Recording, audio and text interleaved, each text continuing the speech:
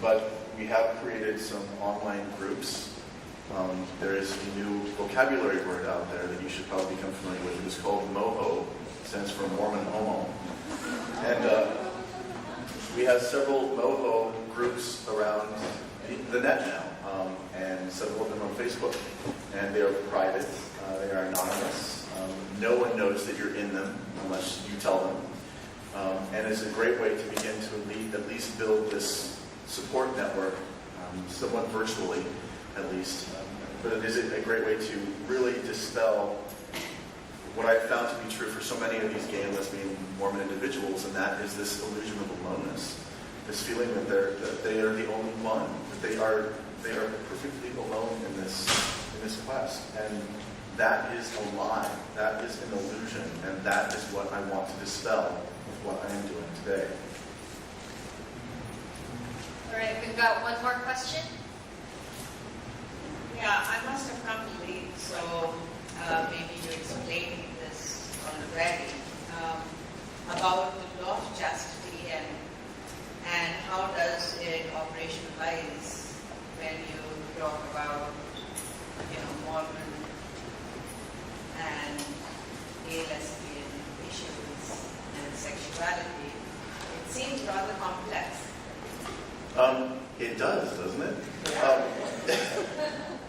The law of chastity, as we define it today, is no sex outside of marriage. Marriage is defined as a relationship between one man and one woman.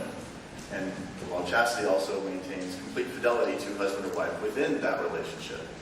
For gay and lesbian individuals, the church's official stand is we encourage you also to live the law of chastity, which translates into a celibate existence for the remainder of your life. What I talked about, what we're doing here, is a little bit different in the San Francisco area.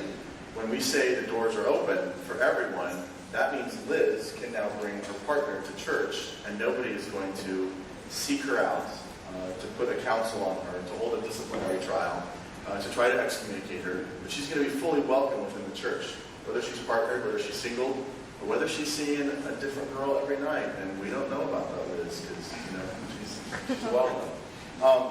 So at least, I'm going to get it on the way home for that one, by the way. At least locally here, we are seeing a cultural shift away from being a faith that penalizes to being a faith that welcomes. Because that really is what the message of Christ our Savior is about. The gospel applies to everyone. Love applies to everyone. I have scoured the scriptures, and I have yet to find a footnote that says all of these things don't apply to gays and lesbians. So we are just actually putting that tenet into action here in the Bay Area. And again, we're starting to see it elsewhere in the church. Yes?